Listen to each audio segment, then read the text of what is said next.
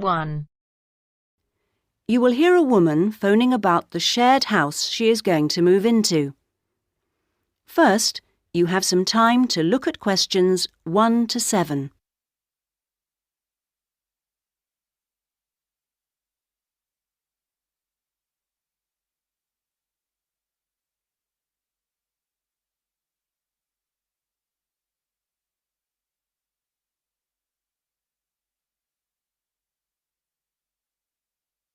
You should answer the questions as you listen, because you will not hear the recording a second time. Listen carefully to the first part of the conversation and answer questions 1 to 7. Hello? Hello, this is Hilary.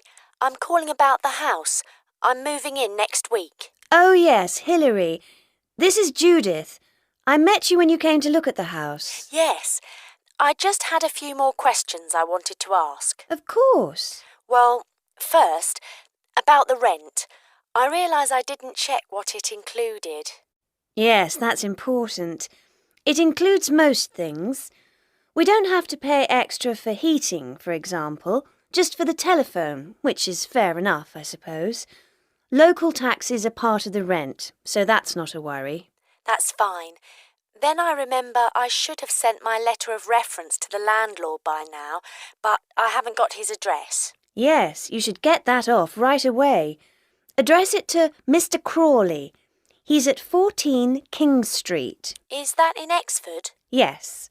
And then you'll need to put the postcode, of course. It's AP12 7QT. Got that, thanks. I also realise I don't know exactly what the house has in the way of equipment. Is there a microwave, for example? There isn't. None of us feels the need. Oh, fine. I'm sure I can do without one too. What about a hairdryer? Maybe you should bring one, if you need one. I'll buy one, yes. And TV? Oh, yes. We've got 2, in fact. Was there anything else? I just wondered if there were any rules. Not really. We share the cleaning, things like that. We do have to be careful about loud music. Yes. So we've agreed that there shouldn't be any loud music after 9, and that we don't play music at all in the living room after 10. Up to 11 in your own room's okay, as long as it's not too noisy. That sounds good. And is there somewhere safe I can keep my bike? That's difficult. To be honest, lots do get stolen round here. We haven't got a garage, so we tend to park ours in the garden so that they're hidden from the street. OK. Now, I hope you like cooking. Yes, I do. Do you all have shared meals? Not very often, actually. But when the weather's good in the summer, we like to have a barbecue together, which we do each Wednesday. We tend to go out at weekends. Sounds fun. Before you hear the rest of the conversation, you have some time to look at questions 8 to 10.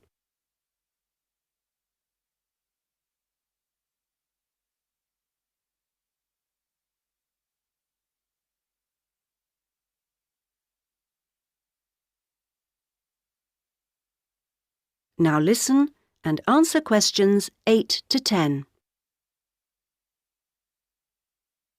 Are you familiar with this area? A bit. Actually, there are a few things that I'd like to know the location of. A bank, for example. Yes, there's one quite close. You just go up to the junction near the house, the one where 4 roads meet, and go straight ahead and then take the second left. It's a little way down there on the left-hand side. That's convenient.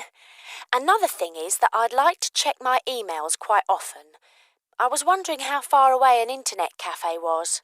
Well, there are a couple, actually, but one's much cheaper than the other. The one I use is very handy. You just go up to the big junction and then, well, I go straight ahead and then turn right so that it's on the right-hand side. Fine. And one last thing. Uh-huh. I need to go to the post office quite often. I'm hoping there's one quite close to the house. You're in luck.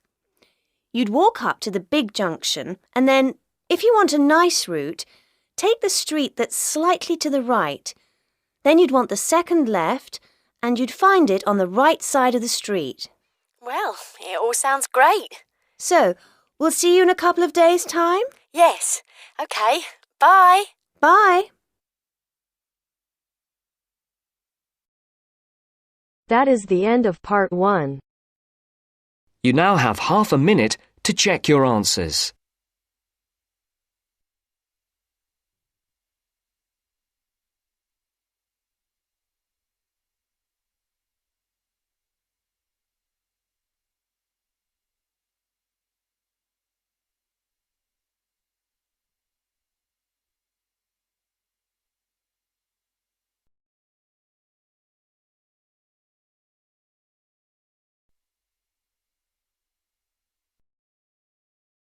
Now turns to part 2.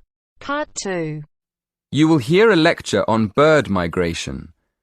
First, you have some time to look at questions 11 to 17.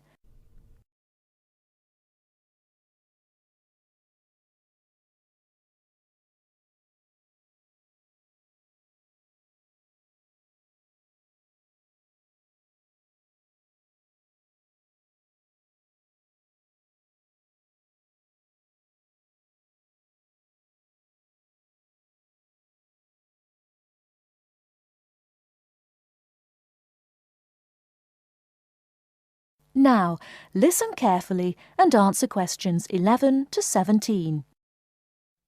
My lecture this evening will focus on the migration of birds. That is, how birds fly in big groups from different parts of the world at certain times of the year. In the first part of the lecture, I'll talk about the reasons why birds migrate, when they migrate, and which parts of the world they migrate from and to. To start with, why do birds migrate? Well, there are two main reasons. 1, they migrate to look for food, and 2, they travel to parts of the world that are more suitable for breeding. In fact, these reasons are closely linked. As you can imagine, when birds are breeding, they need extra food to feed their young. And in the spring, in the cooler climates of Europe, there is a lot of food for birds, especially insects. So, generally, during the spring, birds fly up from the tropics, which are hot, to cooler climates in the north. They stay there for a few months to bring up their young. And then, when the weather in the north gets cold in the winter, they fly back to warmer climates in the south. Now I'd like to talk a bit about how global warming has affected bird migration. One of the effects of global warming has been to make the spring come earlier in the northern regions of the world. When spring comes early, the plants and insects that birds need to bring up their young are also available earlier. Research has shown that quite a lot of birds have started to migrate earlier because of higher temperatures.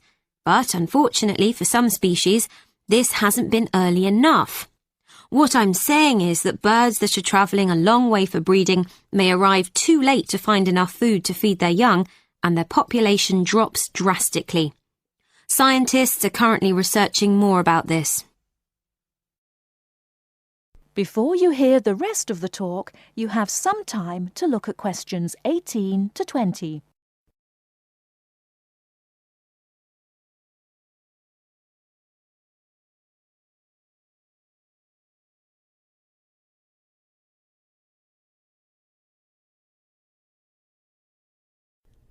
Now listen and answer questions 18 to 20. Now, I thought I'd finish by just briefly describing a few different patterns of migration. Migration varies with the type of bird and the area they come from. For example, one kind of migration is partial migration. This means that some birds in a particular species will migrate and others won't. It usually depends on how the weather affects food supplies, and very often happens in the tropics. In another migratory pattern, a bird called an Arctic tern migrates the whole length of the globe, from the North Pole to the south. The Arctic tern travels between 12 and 15,000 kilometres each way when it migrates in a complete circle around the world. It's quite amazing. Right, and lastly, I'd like to mention a pattern which isn't nearly as spectacular, but is very interesting. And this is the way many birds migrate across North America. In this pattern, the birds fly northwards in the west of the country and then back south again in the east. So, if you imagine it, they're actually migrating in a circular pattern, like the hands of a clock, not in a straight line, as we might think.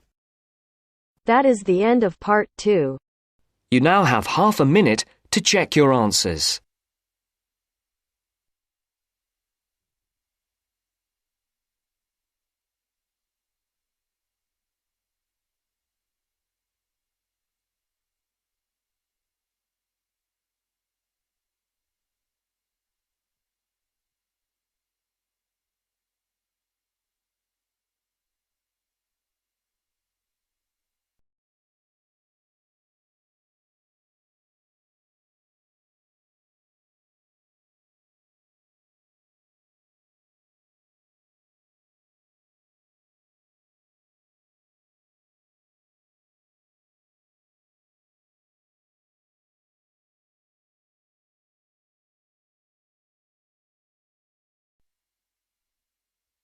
Now turns to part 3. Part 3. You will now listen to a talk on bicycles. First, you have some time to look at questions 21 to 25.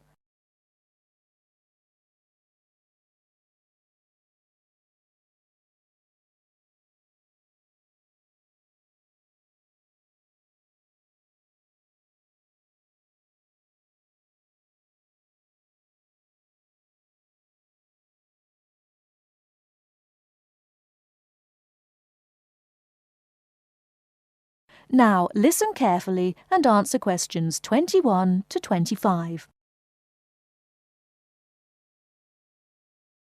Today, we're going to talk about the latest bikes for professionals and novices.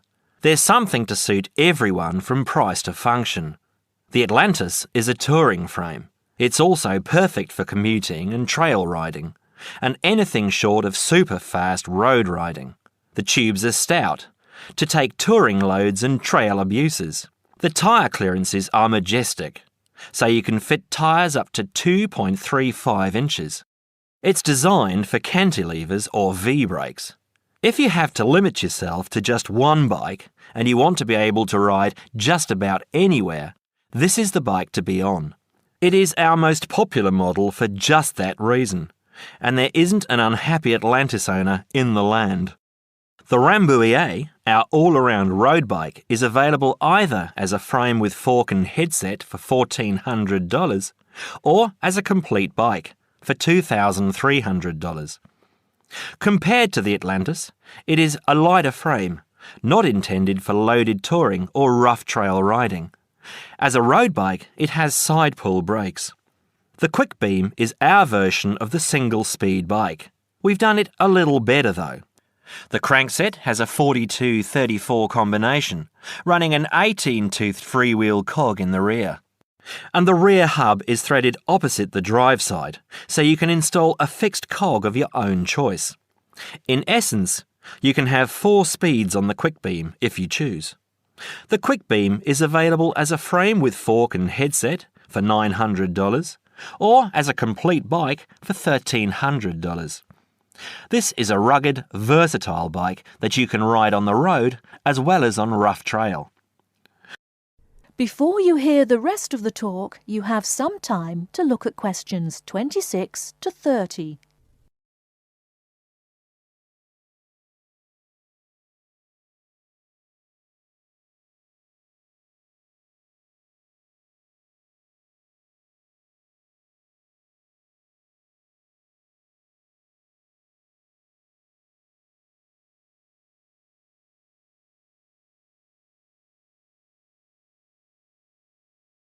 Now listen and answer questions 26 to 30. The Saluki is our roadish, light touring, randonneuring frame. It's designed for 650B wheels. If 650B means anything to you, you'll either love it or think it's marketing suicide. If you're new to 650B and a follower, you won't want it. If you're new and a rebel, you will. Now, I'll just talk a little about saddle comfort. The road bike, for the most part, has turned into a high-tech, uncomfortable machine, and the proof is all around us. Look through any bike magazine or catalogue and you'll see the saddle up to 6 inches higher than the handlebars. It is impossible to be comfortable on such a bike. It forces you to lean forward, putting more weight on your groin, hands and arms. People ride these bikes with straight, locked-out arms and wake up with aching backs. They endure it, get used to it, or buy recumbents. When we custom design a bike for you, you'll be able to get a comfortable position. Your back will be between 45 and 50 degrees, and there will be a noticeable bend in the arms. And most importantly, your arms won't be supporting your body weight. You won't have to look up to look ahead, because you won't be hunched over and low.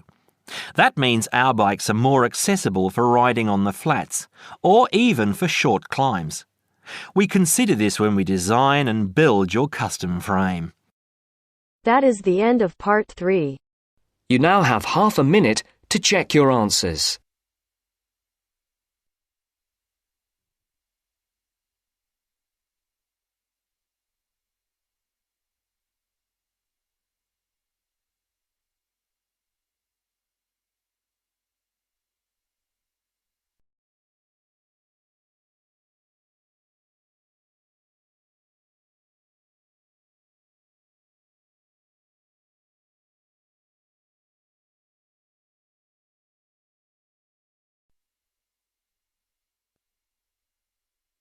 Now turns to part 4.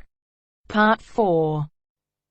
You will hear a lecturer in education talking about some experiments done in the USA to investigate the effects of reducing class sizes. First, you have some time to look at questions 31 to 40 on pages 71 and 72.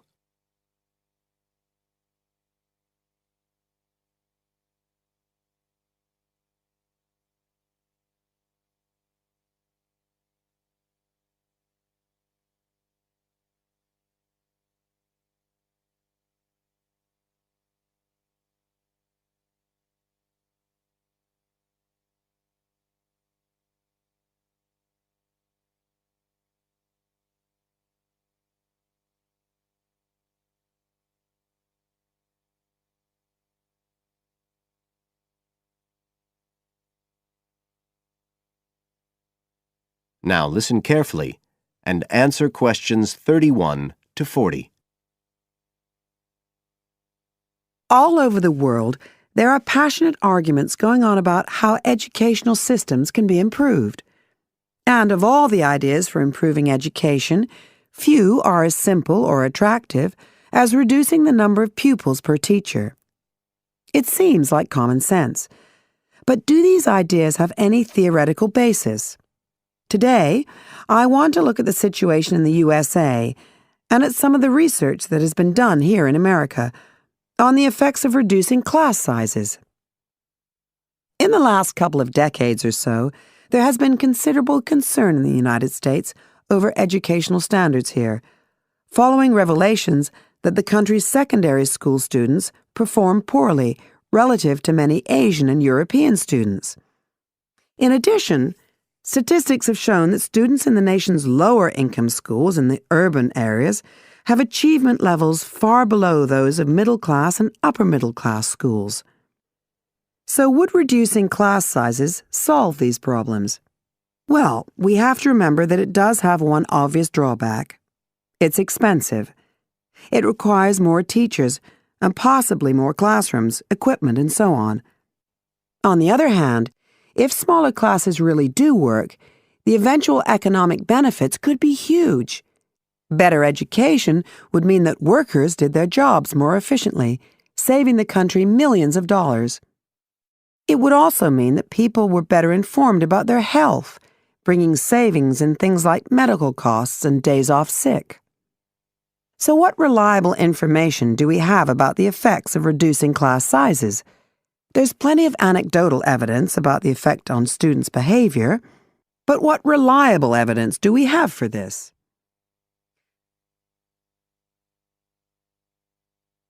Let's have a look at 3 research projects that have been carried out in the USA in the last couple of decades or so. The first study I'm going to look at took place in the state of Tennessee in the late 1980s. It involved some 70 schools.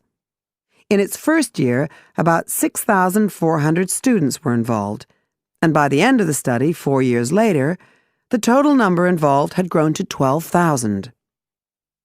What happened was that students entering kindergarten were randomly assigned to either small classes of 13 to 17 students or regular-sized classes of 22 to 26. The students remained in whatever category they had been assigned to through the 3rd grade, and then, after that, they joined a regular classroom. After the study ended in 1989, researchers conducted dozens of analyses of the data. Researchers agree that there was significant benefit for students in attending smaller classes, and it also appears that the beneficial effect was stronger for minority students. However, there's no agreement on the implications of this. We still don't know the answer to questions like how long students have to be in smaller classes to get a benefit, and how big that benefit is, for example. The second project was much larger and took place in California. Like the Tennessee study, it focused on students from kindergarten through to grade 3, but in this case, all schools throughout the state were involved. The experiment is still continuing, but results have been very inconclusive, with very little improvement noted.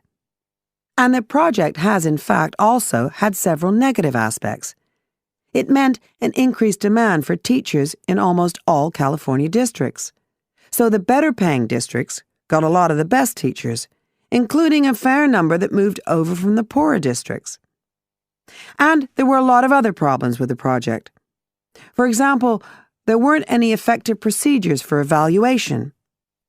All in all, this project stands as a model of what not to do in a major research project. A third initiative took place in the state of Wisconsin at around the same time as the California project began, and it's interesting to compare the two. The Wisconsin project was small. Class sizes were reduced in just 14 schools, but it was noteworthy because it targeted schools at which a significant proportion of the students were from poor families, compared with California's one-size-fits-all approach. Analysts have found that the results are very similar to the Tennessee project, with students making gains that are statistically significant, and that are considerably larger than those calculated for the California initiative. Now, I'd like to apply some of these ideas to the latest.